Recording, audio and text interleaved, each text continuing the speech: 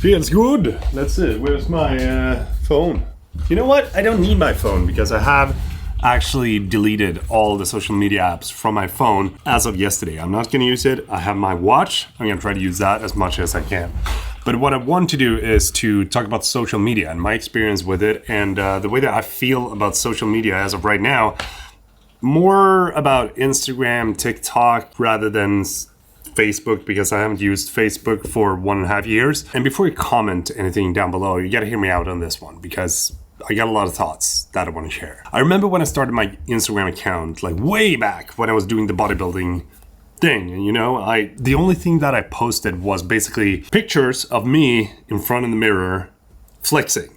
That was it, which is totally fine because social media and Instagram back then was about sharing your life and sharing what you did, and then it turned into this sharing the art thing. But when I did that, I remember that I had fun with social media. I remember that it was more about sharing what I did on a daily basis rather than trying to take the best photos and make the best kind of content that I possibly could, because I wasn't a content creator back then. And I think that a lot of people that are starting out with Instagram kind of reaches the point where they start to feel like I want to make something different, or you just don't care, you just want to share the stuff that you're experiencing, which is awesome, because sharing stuff with your family and with your friends is what social media is and should be about. And then when I started doing YouTube, I also started taking it more seriously. It was more about what is it that I'm actually posting onto Instagram and Facebook. And it started turning into this thing where I put a little bit more pressure on myself and made sure that whatever I post need to live up to a certain standard. And the more that I did that, the more things also started to get reposts.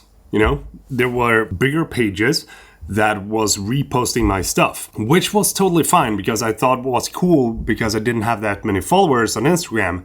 So for me, it was like, yeah, cool. Wow, thank you for reposting that. But now the same thing has happened.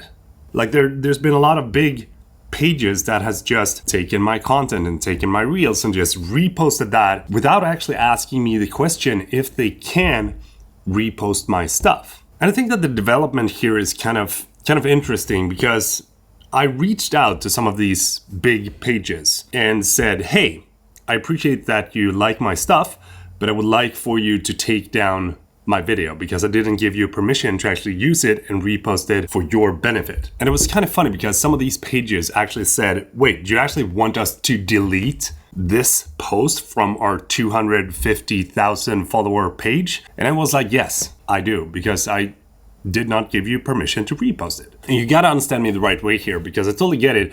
If you are a smaller creator, or if you want to have reach on your content, then that might be a cool thing. But what bugs me about this is that pages just rip the content that you and I produce and repost that on their own pages so that they gain more traction to their pages.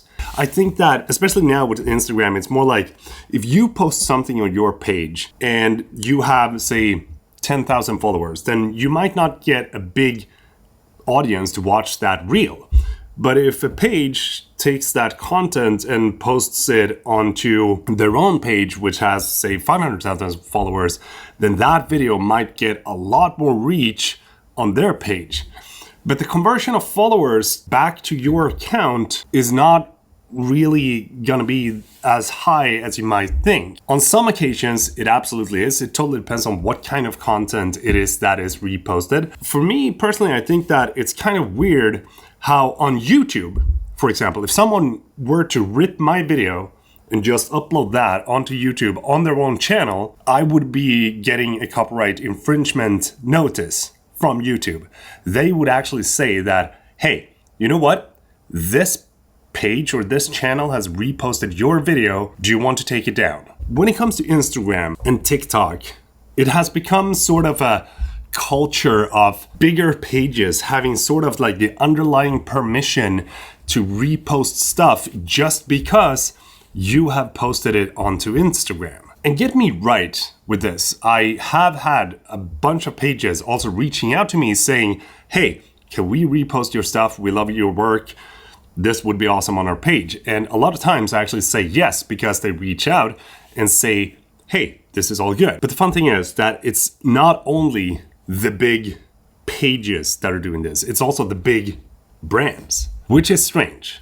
Some of the brands just repost stuff because it's on Instagram, which I don't really get, because if I create something for my Instagram, that doesn't give you the right, unless we've actually spoken about this, to use my content in order to promote your business. In any sort of way or form, that would be a business transaction where I, as a freelancer, create this video, you buy the rights to actually use this video on your account to promote your stuff. Luckily enough for me, the brands that I'm working with are not just reposting. They actually ask for permission first, or say, hey, can we buy this from you because we love this and we would like to repost it onto our page. But I'm recording this video because I would genuinely like to hear your thoughts about this and what you think about the current state of social media when it comes to reposts and brands and bigger pages using your stuff in order to get more views on their own pages. Because honestly, the times that I've been reposted,